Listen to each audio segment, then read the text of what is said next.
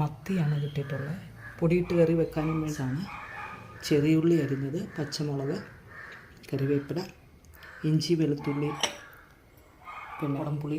നമ്മൾ ഉലുവ എണ്ണ ഒഴിക്കുമ്പോൾ ഫ്രൈ ചെയ്തെടുക്കാം. പിന്നെ അല്പം കുരുമുളക്, മഞ്ഞൾപ്പൊടി, ടേബിൾ സ്പൂൺ മുളക്, എരി നമ്മുടെ 1.5 ടേബിൾ സ്പൂൺ മല്ലിപ്പൊടി. ഇത്രയും സാധനം വെളിച്ചെണ്ണ ഒഴിച്ച് ഇതെല്ലാം വഴറ്റാം. ഒരു 2 ടേബിൾ സ്പൂൺ വെളിച്ചെണ്ണ നമ്മൾ ഒഴിച്ചിട്ടുണ്ട്.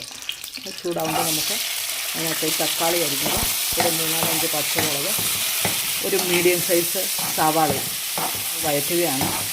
ഉലുവ വറുത്തതും കൂടി ഇടുകയാണ്.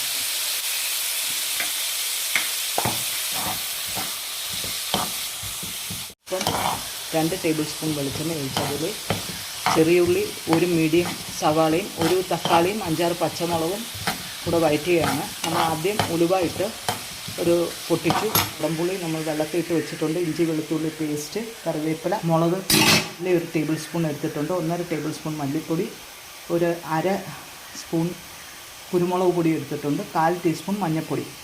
വഴറ്റിയെടുക്കാം. പൊടി ചേർക്കാം. മല്ലിപ്പൊടി ചേർക്കാം, മുളക് പൊടി ചേർക്കാം.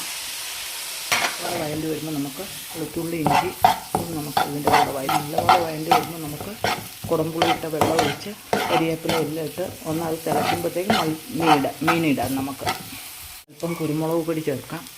1/4 ടീസ്പൂൺ മഞ്ഞൾപ്പൊടി ചേർക്കാം. കരിവേപ്പില ചേർക്കാം. നമുക്ക് പുളിവെള്ളം ചേർക്കാം. ഇതൊന്ന് തിളച്ച് വരുമ്പോൾ നമുക്ക് നമ്മുടെ മത്തി ശരിയാക്കി വെച്ചേക്കുന്നത് ചേർക്കാം. ഇതൊന്ന് തിളക്കട്ടെ. തിളയായി നമുക്ക് പരളുപ്പ് ചേർക്കാം. അതിലേക്ക് നമ്മുടെ മീനുകളെ എടുത്തിടാം.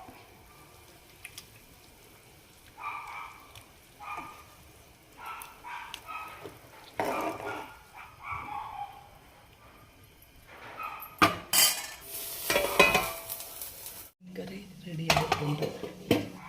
മത്തിക്കറിയാണ്, പൊടിയിട്ട് വെച്ചതാണ്. ഈ റെസിപ്പി ഇഷ്ടപ്പെടുന്നവർ മണിക്കീസ് വ്ളോഗിലേക്ക് ലൈക്ക് ചെയ്യുക, ഷെയർ ചെയ്യുക.